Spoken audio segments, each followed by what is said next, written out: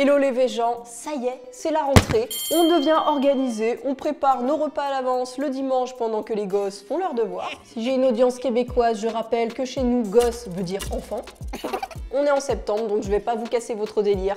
On va faire semblant de croire que ce Roland d'organisation va durer, mais on sait déjà que dès le mois prochain, ça va plus être la même. J'ai opté pour des recettes simples et sans gluten pour changer, pour donner des propositions aux intolérants. Au passage, j'en profite pour dire que j'ai sorti ma collection de vêtements éthiques à message écolo, vegan, qui sont percutants, originaux et majoritairement écrits en français.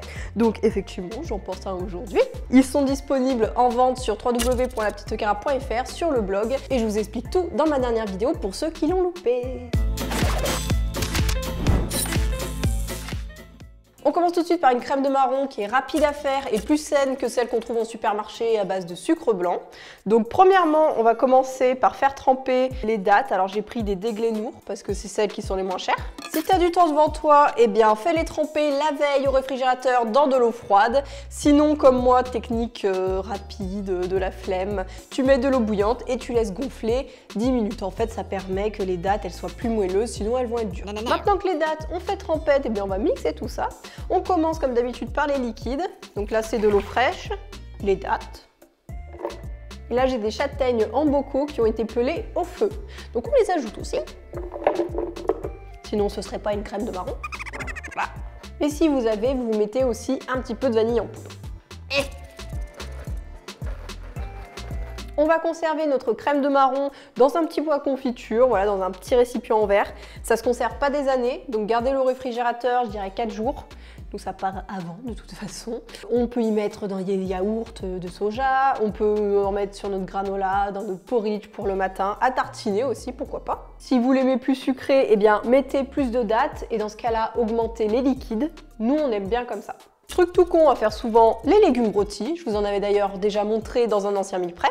Alors ce que j'aime bien en ce moment, bah forcément, c'est les courgettes rôties. C'est super bon. Faites-les pas trop fines. Voilà, faut quand même qu'il y ait une épaisseur parce que sinon peut-être ça va trop griller, ça va se transformer en chips. Les légumes rôtis, sachez qu'il n'y a pas forcément besoin de les saler parce que ça se concentre en goût, il y a l'eau qui s'évapore. Par contre, ce que j'aime bien faire, c'est forcément utiliser des épices. Alors mettez ce que vous voulez, du garam masala, donc c'est ce que j'ai pris ici, du curry, du paprika fumé, des herbes aussi, du thym, des herbes de Provence.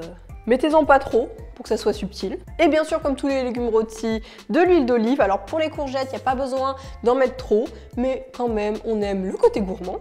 Et maintenant, on enfourne dans un four préchauffé à 200 degrés Celsius jusqu'à ce que ça soit cuit. Après 20 minutes, nos courgettes sont prêtes. Donc, il n'y a plus qu'à les ajouter dans un plat. Ça se mange aussi froid, hein, les légumes rôtis. Et c'est super bon. Pour les meal prep, j'aime aussi préparer des crudités à l'avance. Alors, souvent, ça va être des carottes râpées ou voilà, du chou rave râpé. Mais là, j'avais envie de changer et d'utiliser mon spiraliseur. Ça se conserve jusqu'à 3 jours. Mais pour ça, prenez bien un récipient, la bonne taille, voilà, pour qu'il n'y ait pas trop d'air, pour que ça ne s'oxyde pas. Et puis en verre de préférence. Pour ceux qui ne connaissent pas le spiraliseur, donc on a juste à couper l'embout de la courgette. Ça marche aussi avec des carottes, mais il faut que ça soit des carottes plutôt grosses. Et bien sûr, avec du concombre également. Donc on pique la courgette. On se rapproche du bout et on tourne en avançant en même temps. Et par exemple, celle-ci qui est un peu trop grosse, eh ben, on la coupe en deux, ce sera plus pratique. Et on continue à spiraliser. Et nos tagliatelles de courgettes sont prêtes. Comme je vous ai dit, j'aime bien les consommer crus en vinaigrette ou alors avec une sauce crémeuse à base d'oléagineux.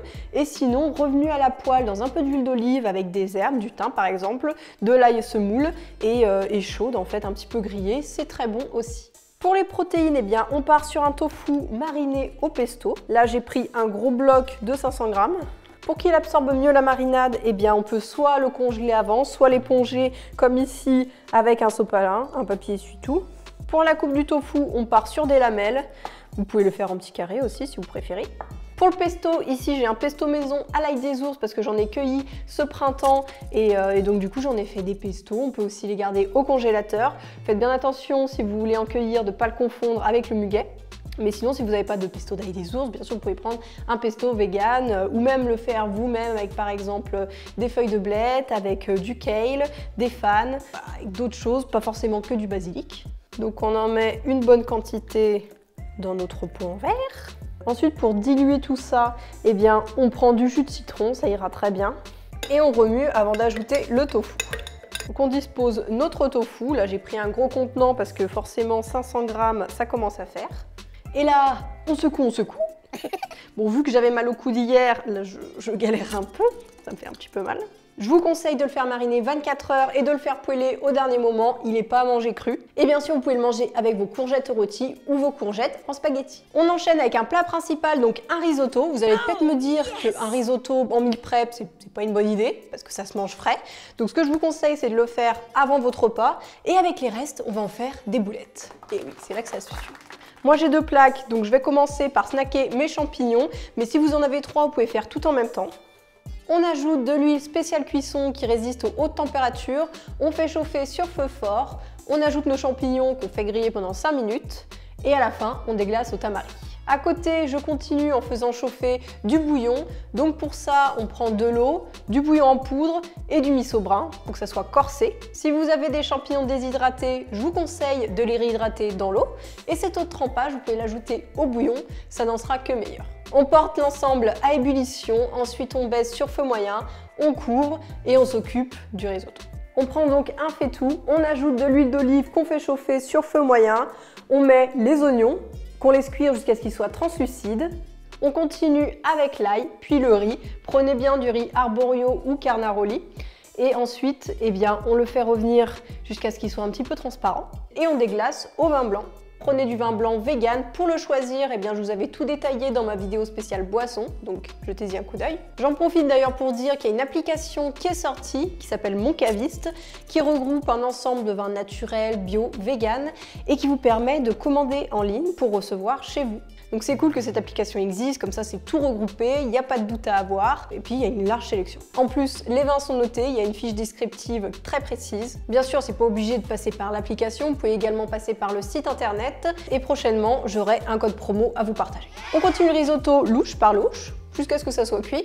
Pour le riz arborio, comptez 18 minutes et pour le riz carnaroli, plutôt 20-25 minutes. Surtout, restez à côté, ne soyez pas trop pressés. Attendez bien que le riz ait absorbé tout le liquide. Quand on passe la spatule, eh bien, ça doit faire un petit creux. Voilà, ça doit pas revenir tout liquide.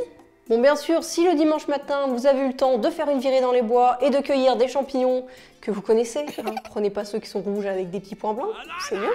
Donc balancez-moi des cèpes, des girolles, des pieds de mouton, des pieds bleus. Non, les pieds de mouton, c'est pas les vrais pieds de mouton, enfin, c'est des champignons. On laisse les moutons tranquilles. On peut maintenant ajouter nos champignons, de la purée de cajou pour un côté très crémeux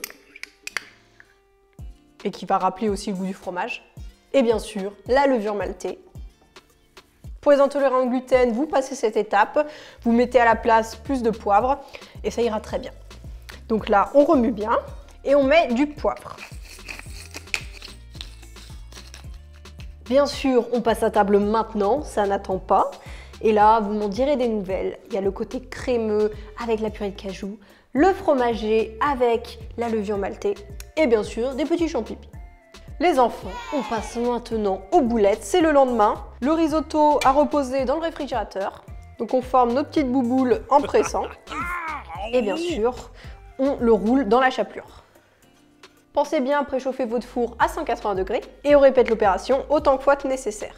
Si vous avez de la mozza vegan pour faire des arancini, eh bien n'hésitez pas à fourrer vos boulettes d'un peu de mozza. Et maintenant on enfourne pour 25 minutes. Et voilà le résultat. On a des boules croustillantes de risotto sans ajout de matière grasse. Voilà, il n'y a pas forcément besoin de les plonger dans un bain d'huile. À défaut de pouvoir te faire goûter, je vais te montrer comment ça se tient. Et regardez-moi ça, cette petite croûte croustillante et ce cœur fondant, c'est merveilleux. On passe à la recette de taboulé. Donc on va remplacer la semoule de blé par du millet. Ça change et ça permet de faire une option sans gluten. Je trouve qu'on ne sent pas du tout la différence avec de la semoule de blé. C'est bien de varier les aliments. Moi-même, j'ai tendance à consommer en céréales seulement du riz, du blé, du petit épeautre. Mais voilà, le millet, ça permet de varier. Il y a plein de nutriments dedans. Et donc là, j'ai pris du millet vendu en pack de 2 kg chez Coro. Vous avez toujours moins 5% avec le code La Petite Okara.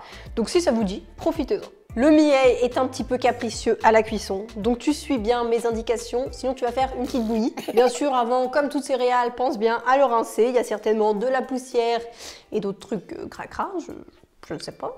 On le met donc dans une casserole avec le double de volume en eau. Ensuite, pour assaisonner, je mets du sel et du concentré de tomate, ça ira très bien dans le taboulet. On porte l'ensemble à ébullition, on couvre, on descend sur feu doux et on laisse cuire pendant 15 minutes. Après 15 minutes, on laisse toujours à couvert. On déplace du feu et on laisse reposer pendant 10 minutes. Ensuite, on les graine, on rajoute de l'huile d'olive qui va rendre le millet moelleux et on laisse reposer, refroidir le temps de préparer les légumes pour le taboulet. Notre millet a bien refroidi. Pendant ce temps, on s'est occupé des légumes. Alors, on a de l'oignon rouge, du poivron rouge, du concombre et de la tomate. Pour le concombre et la tomate, j'ai enlevé les pépins. Donc comme ça va éviter qu'il rentre trop d'eau. Dans un grand saladier, on met notre millet. Hop. Et maintenant, c'est très simple, on met tout. Les herbes fraîches, là c'est de la menthe, mais vous pouvez mettre du persil ou de la coriandre aussi. Du jus de citron. Encore un petit peu d'huile d'olive. Et encore du concentré de tomate. On remue délicatement, on brasse l'ensemble. Et là, les grains vont encore plus se détacher au contact des légumes. On rectifie l'assaisonnement avec du sel. Laissez-le bien reposer au frais avant de le consommer et il se conserve quelques jours au réfrigérateur. Et bien voilà, j'ai pas forcément 2000 prep pour 5 jours, mais au moins ça permet de se mettre une fois en cuisine et de lancer plusieurs préparations. Sinon, comment je m'organise à la maison? Et bien le reste du temps, je lance des céréales qui sont rapides à cuire comme du riz basmati, des pâtes. Et sinon, en légumes, et bien pourquoi pas des crudités, surtout en ce moment, profitez-en, il y a encore des tomates, des concombres. Pour les protéines, et bien soit du tofu que je fais griller, qui peut être déjà aromatisé, ou des légumineuses qui sont en bocaux, que je fais soit en salade, soit grillé à la poêle rapidement avec des épices. Vous voyez, encore une fois, manger vegan, c'est pas forcément compliqué, loin de là, on peut faire des choses très simples. N'hésitez pas à me dire en commentaire si vous aimez ce format plus économique, plus familial, mais qui reste bon, qu'on se le dise. Pensez à vous abonner, à liker, à 1000 prépper, et on se dit à bientôt pour de nouvelles aventures vegan.